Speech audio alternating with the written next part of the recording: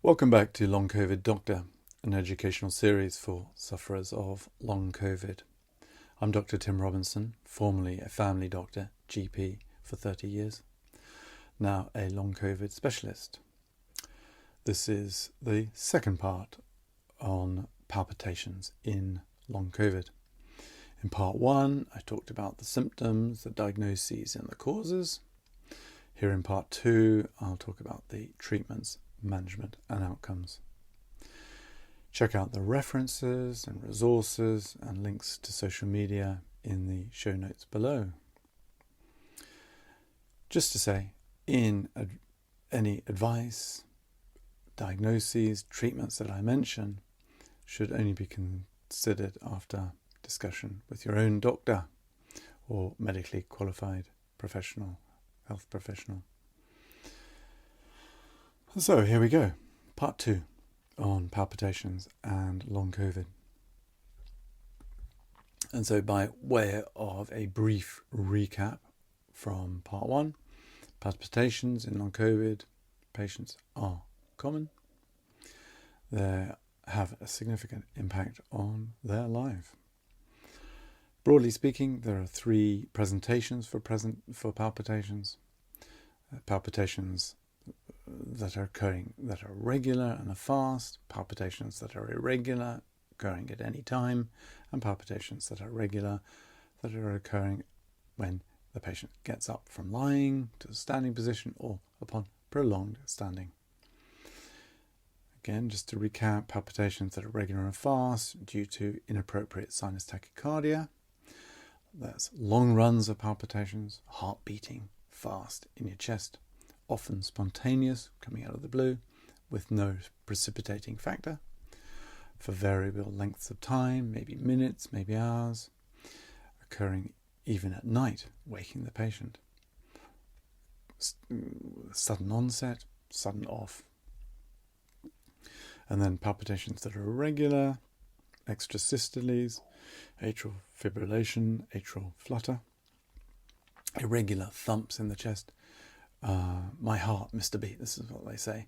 It's patients say, it feels like as I've got a frog in my chest jumping around. And then finally, palpitations which are regular that have occurred upon standing up from the lying position or with prolonged standing. Patients say things like, they come on when I'm standing in the queue in the supermarket waiting at the checkout. Prolonged standing. And these palpitations are due to POTS, paroxysmal orthostatic tachycardia syndrome, and this is one aspect of the wider condition, namely dysautonomia, dysfunction of the autonomic nervous system. Perhaps listen to my presentation on this. So what are the specific treatments available for palpitations in Long COVID? Well, firstly, I want to cover the treatment for inappropriate sinus tachycardia and for POTS. Bisoprolol, that's the first line treatment for sinus tachycardia, inappropriate and POTS. Bisoprolol is a beta blocker. Some advocate propranolol. I think majority of us prefer bisoprolol as it's more selective for the heart. It's less likely to cause other side effects such as vivid dreams or cold extremities. However, beta blockers, we've got to be aware of contraindications. There is a potential risk in patients with asthma to have their asthma triggered. Bronchospasm is a potential risk. Note also that beta blockers can cause fatigue, heavy legs typically, i.e. they exacerbate the features of long COVID fatigue. So you don't want fatigue, not only because of the fact you've got long COVID, as well as the fact that you're on a beta blocker. Basically titrate upwards the dose from 1.25, start really low and go slow, and titrate it up according to the response. you may get away with a really low dose, such as 1.25. Most patients need 2.5, maybe 5 milligrams. If bisoprolol is not tolerated, or it's contraindicated, or it's ineffective after 4, 5, 6 weeks, then there's another drug, ivabradine, which could be trialled. This is a selective sinus node inhibitor that slows the heart without reducing blood pressure. It's mostly used for POTS. Ivabradine is not on the GP drug formulary. It has to be initiated by a cardiologist. Also, ivabradine does not have a license for treating POTS, and so GPs are justifiably reluctant to prescribe it, and so referral to a cardiologist is usually necessary, initially for advice and guidance, maybe for a check-over. So that's the treatment for inappropriate sinus tachycardia, rapid regular palpitations, or POTS and POTS. Those are the treatments for those two conditions.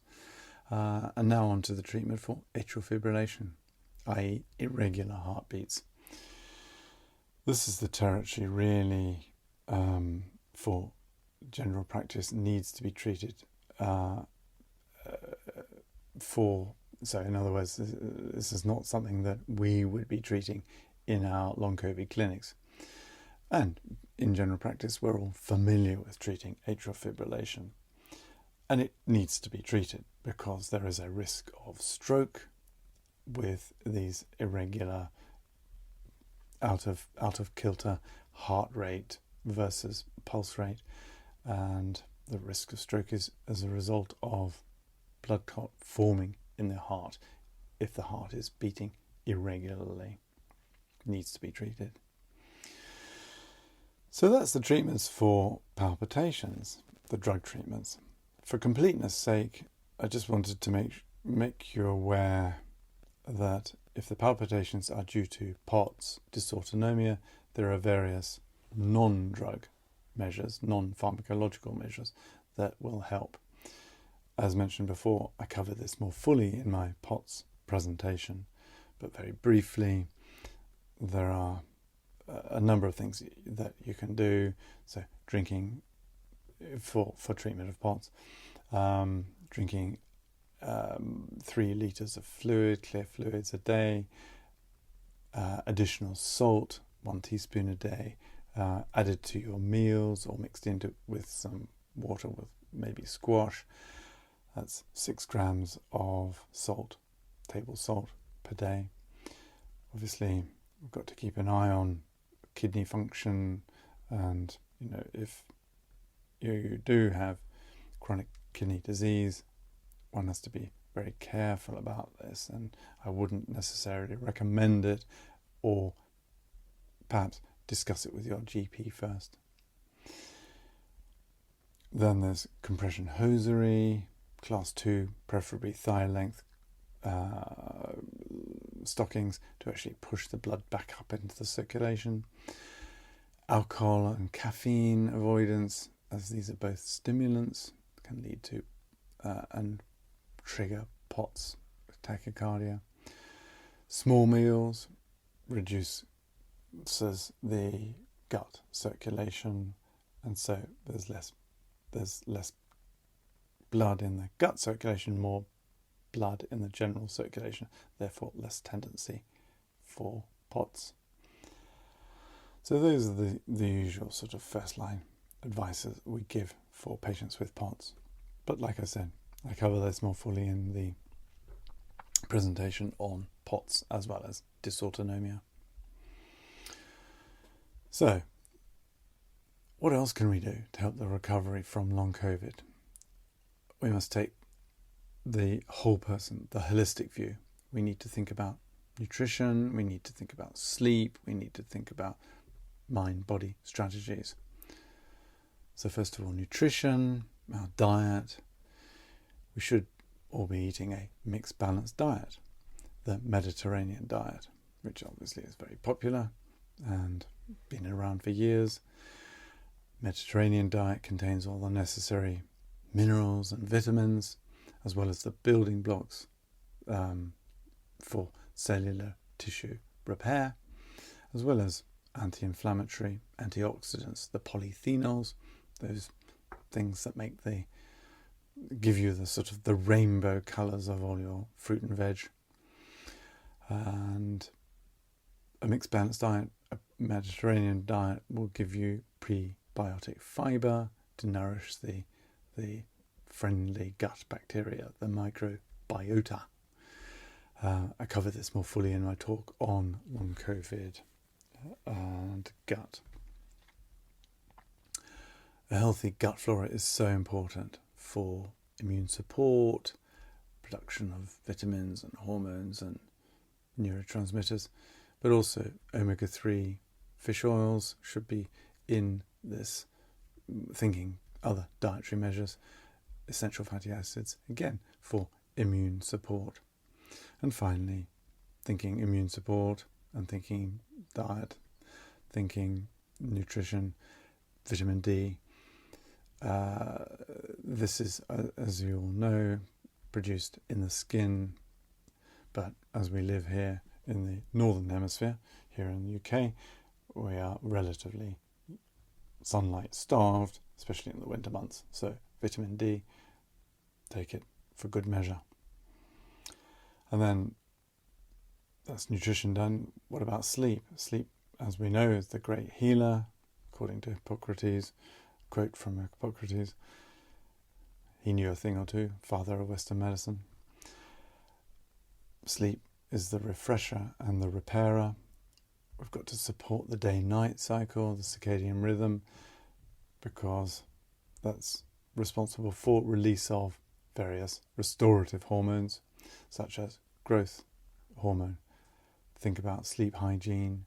Think about a structured bedtime, get up time in the morning. In bed, think about a sleep-enhancing novel, not your screens, not your mobile, not your iPad. They emit blue light, which is arousing. Think pink. Think pink light is relaxing. Good. Take Piriton or magnesium or melatonin, all freely available over the counter. I covered this in my talk on sleep disturbance and long COVID. Plus, it's important to tackle those worries and anxieties and turbo brain. These all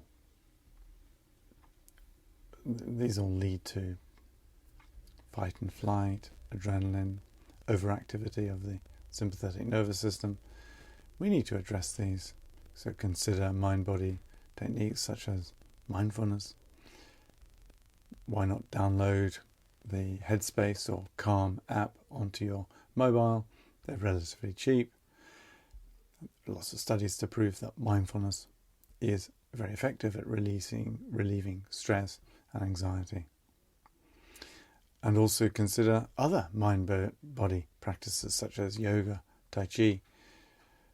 These are also backed up by a number of many hundreds of studies to show that they relieve stress and anxiety and also reduce blood pressure. They incorporate focusing on the now, breath control, coordination, and general body conditioning. And then finally, as part of the whole long COVID management, we must apply the fatigue management strategies, the pacing, the planning, the prioritizing. Pacing, as we all know, is the process of balancing activity with rest. And activity meaning physical activity, but also mental activity, emotional activity, balancing that with rest. Pacing gives you an awareness of limitations, knowing your limitations, knowing your baseline, to work,